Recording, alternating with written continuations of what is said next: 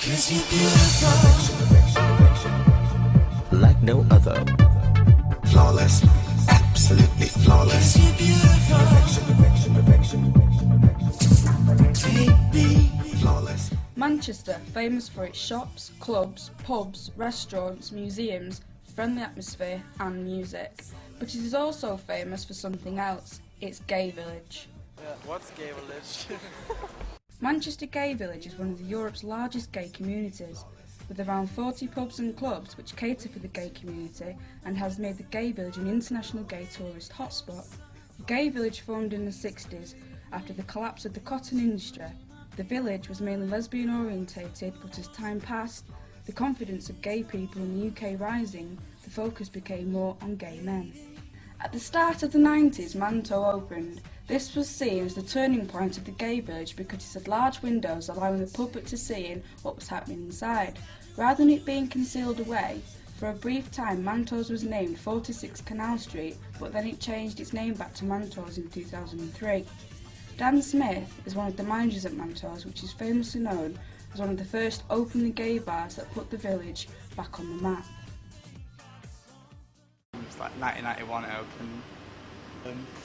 I've worked in the village 5 years and it's changed a lot. It's much more mixed now. Than it's not 100% gay anymore, it's much more mixed, definitely. Improvements, I think it's much more safer to come into the village now. As you can imagine, being young and coming out, it's quite a scary place. Yeah, it's definitely much more safe. There's police in and around the village every weekend now, so it's much more safe, I'd say. It sets out to achieve to accommodate everyone, like we've got the music and the offers and the drinks. I think it sets out to accommodate everyone, make everyone happy. I think the doormen have a hard job because obviously on Saturday night you've got a lot of regulars wanting to come in and we have to keep the regulars happy. Obviously you've got a lot of out-of-towner people coming, so obviously they want to get in as well. So you have to accommodate the regulars first and then after try and let in. But obviously sometimes the doormen get it wrong, but most of the time they get it right.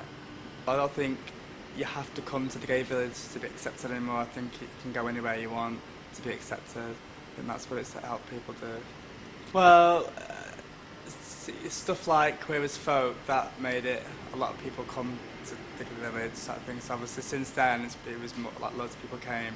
But I think, yeah, because you do get a lot of straight people, which is good for business. You'll never get rid of the village. I think it'll always be around, definitely. In the late 90s, many felt Canal Street became too mainstream. This was because the amount of chain bars opening and increasing the number of straight drinkers.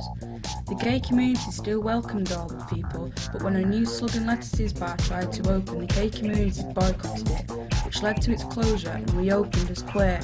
This led to what is seen as the resurgence of Canal Street. The 90s becoming more of an acceptance of the gay community, with television shows such as Queer as Folk, Manchester's Pride being one of the main events in the summer. It seems that the stigma of being gay had gone, but has it? We went to Pendleton College to see if some of the students who recently came out as gay feel that this acceptance exists or if there is still stigma. Difficult at first, thinking about the way that people around me will take it, and my mum. When I told my mum, she was quite shocked about it at first. Like, when I was younger, she'd make jokes about me being a lesbian. She'd go, "Are you sure you're not gay, Kelly?" And I'd be like, "No," like not knowing what to say. But eventually, once I kind of said, "Yeah, I'm in a relationship with a girl or something," that people around me find it comfortable. Like the group of friends you had, like they weren't understandable of it and stuff. So when I came out, I lost a couple of friends for it and stuff. But then, as it was explained and like as I told them how the way I was, the way I am, it was fine, and then yeah, it was easy. It was easy to an extent. When I came to college, I felt more comfortable about telling people and what situations I was in. But high school, I used to get bullied about it and everything. I guess you can be more experimental with your appearance, as in what you wear. But apart from that, no. I think you see a lot more people walking around the streets, you know, two males holding hands or two females, and I think when people do go out to the gay village, I think if some straight people go, you know, they're all homophobic and that, but if they go out for a night out in the gay village, they should expect to see that. But yeah, it's a brilliant night out. You're in an environment where people around you are in the same position that you're in and feel the same way as you do, so you're more comfortable and relaxed in there. I think you get quite a few kind of bold people that kind of try to make a statement when they go out, and they kind of push you out the way if you're in the way or something, instead of being quite polite about it, which you wouldn't see in the street, I think, you know, because everyone is so comfortable with each other that it's, you know, a bit rude.